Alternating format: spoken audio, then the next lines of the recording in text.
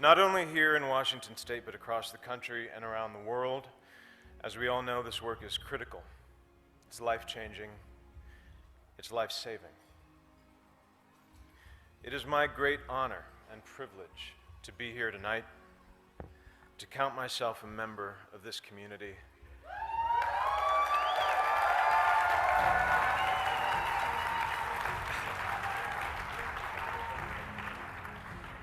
It is also something of a surprise. I've had a complicated relationship with that word, community. I've been slow to embrace it. I've been hesitant. I've been doubtful. For many years, I could not or would not accept that there was anything in that word for someone like me, like connection, support, strength, warmth. And there are reasons for that. I wasn't born in this country. I didn't grow up in any one particular religion. I have a mixed race background, and I'm gay.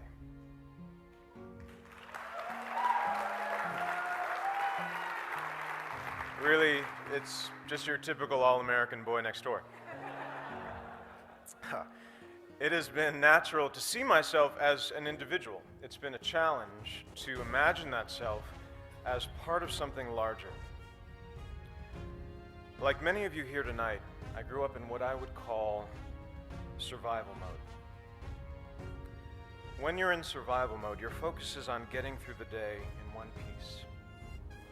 And when you're in that mode at 5, at 10, at 15, there isn't a lot of space for words like community, for words like us and we. There's only space for I and me. In fact, words like us and we not only sounded foreign to me at 5 and 10 and 15, they sounded like a lie. Because if us and we really existed, if there was really someone out there watching and listening and caring, then I would have been rescued by now. That feeling of being singular and different and alone carried over into my 20s and into my 30s. When I was 33, I started working on a TV show that was successful not only here in the States but also abroad, which meant over the next 4 years I was traveling to Asia, to the Middle East, to Europe, and everywhere in between. And in that time, I gave thousands of interviews. I had multiple opportunities to speak my truth, which is that I was gay. But I chose not to. I was out privately to family and friends, to the people I'd learned to trust over time, but professionally, publicly, I was not. Asked to choose between being out of integrity and out of the closet, I chose the former. I chose to lie. I chose to disown. Because when I thought about the possibility of coming out, about how that might impact me and the career I'd worked so hard for, I was filled with fear. Fear and anger, and a stubborn resistance that had built up over many years. When I thought about that kid somewhere out there who might be inspired or moved by me taking a stand and speaking my truth, my mental response was consistently, no thank you. I thought, I've spent over a decade building this career, alone, by myself. And from a certain point of view, it's all I have. But now I'm supposed to put that at risk to be a role model to someone I've never met, who I'm not even sure exists. That didn't make any sense to me. That did not resonate at the time. Also, like many of you here tonight, growing up I was a target. Speaking the right way, standing the right way, holding your wrist, the right way. Every day was a test, and there were 1,000 ways to fail. 1,000 ways to betray yourself, to not live up to someone else's standard of what was acceptable, of what was normal. And when you failed the test, which was guaranteed, there was a price to pay. Emotional, psychological, physical. And like many of you, I paid that price. More than once, in a variety of ways. The first time I tried to kill myself, I was 15. I waited until my family went away for the weekend, and I was alone in the house, and I swallowed a bottle of pills.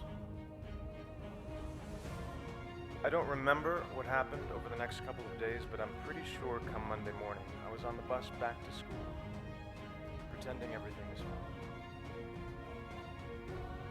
And when someone asked me if that was a cry for help, I say no, because I told no one. You only cry for help if you believe there's help to cry for. And I didn't. I wanted out. I wanted gone. At 15. I and me can be a lonely place, and it will only get you so far.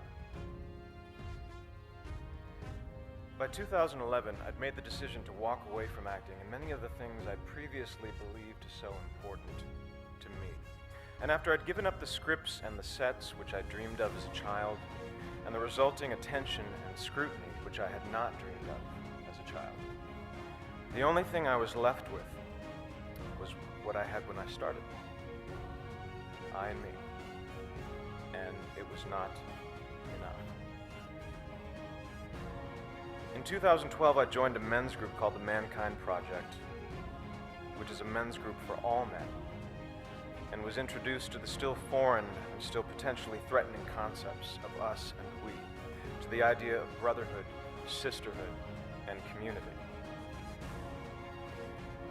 And it was via that community that I became a member and proud supporter of the Human Rights Campaign. And it was via this community that I learned more about the persecution of my LGBT brothers and sisters in Russia. Several weeks ago, when I was drafting my letter to the St. Petersburg International Film Festival, declining their invitation to attend, a small, nagging voice in my head insisted that no one would notice, that no one was watching or listening or caring. But this time, finally, I knew that voice was wrong. I thought if even one person notices, this letter in which I speak my truth and integrate my small story into a much larger and more important one is worth sending. I thought, let me be to someone else what no one was to me. Let me send a message to that kid, maybe in America, maybe someplace far overseas, maybe somewhere deep inside, a kid who's being targeted at home or at school or in the streets, that someone is watching and listening and caring. That there is an us, that there is a we, and that kid or teenager or adult is loved. And they are not alone. I am deeply grateful to the Human Rights Campaign for giving me and others like me the opportunity and the platform and the imperative to tell my story, to continue sending that message, because it needs to be sent over and over again until it's been heard and received and embraced, not just here in Washington State, not just across the country, but around the world, and then back again, just in case we miss someone. Thank you.